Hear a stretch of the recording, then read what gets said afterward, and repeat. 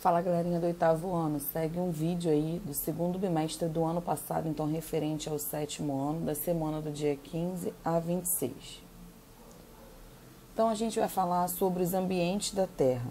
O que são biomas? Biomas são um conjunto de ecossistemas, né? Lembrando que o ecossistema é a união do fator biótico e o fator abiótico, ou seja, as condições ambientais e os seres vivos. Nós temos aí a divisão entre biomas mundiais, né, que a gente encontra na maior parte, né, do mundo, né? Então aqui a taiga, tundra, savana, deserto, floresta temperada, campos e floresta tropical. E os biomas nacionais que são relacionados ao Brasil: Cerrado, Caatinga, Floresta Amazônica, Pantanal, Pampas e Mata Atlântica. E além, né, aqui do bioma aquático, que é o manguezal, que ele se coloca na maior parte na água ao invés da terra. Então aqui, ó, nós temos esses biomas e suas localizações. Temos aqui o manguezal, que também é conhecido como berçário do mar, porque abriga a maior quantidade de espécies de crustáceos, por exemplo, como é o siri para sua desova, né? E aqui a gente também tem a localização desses biomas mundiais, né, de acordo com a sua localização. Vamos falar sobre as placas tectônicas, né, que são blocos que podem se movimentar de acordo com, ou melhor, podem se deslocar de acordo com a movimentação do magma, que se encontra aí na segunda camada da Terra, que é um material pastoso e de alta temperatura.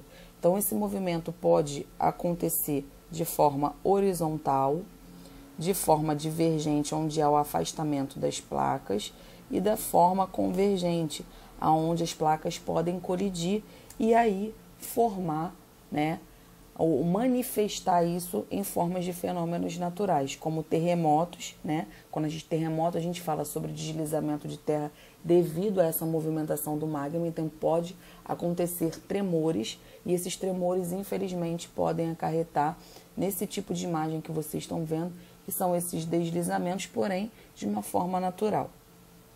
Tsunamis, ou também conhecidos como maremotos, é quando ocorre o avanço do nível do mar provocado justamente pela movimentação desse magma que se choca com as placas tectônicas, né?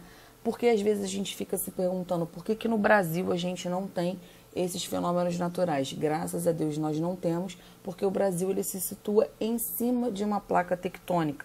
Isso normalmente é percebido quando o continente ele está entre as placas tectônicas. Então, isso aí acaba ocasionando uma elevação de uma placa e a depressão de outra. E isso acaba sendo sentido com mais intensidade do que em outros lugares, como o Brasil, que estão em cima dessas placas. E por causa disso, né, devido a esses fenômenos, podem ocorrer impactos ambientais, né? O que a gente pode perceber mediante a esse tipo de fenômeno natural, né, que ocorre devido à movimentação do magma? A degradação do solo, né? Então o solo ele começa a ficar pobre em nutrientes, e então a gente começa a perceber uma desertificação, não existe uma grande quantidade aí de vegetais presentes. A gente percebe a morte de seres vivos, né? Então aqui, né, um peixe aqui que infelizmente acabou morrendo, e isso acúmulo de lixo, né, por causa desses fenômenos, né, em relação à água e ao solo, e o aumento da temperatura em excesso, que seria o aquecimento global. Vamos falar aí sobre o grupo Plant, ou reino Plant, que é o reino das plantas, né? Vamos falar que as plantas, vamos lembrar que as plantas são seres autótrofos, ou seja, que realizam fotossíntese. São seres eucariontes, que apresentam membrana nuclear, e são seres pluricelulares com mais de uma célula. As plantas elas são divididas em dois grupos: as criptógamas, que são as briófitas e pteridófitas, e as fanerógamas, que são as gimnospermas e angiospermas. Como é que ocorre essa divisão? Nas criptógamas não possuem semente, nas fanerógamas possuem semente.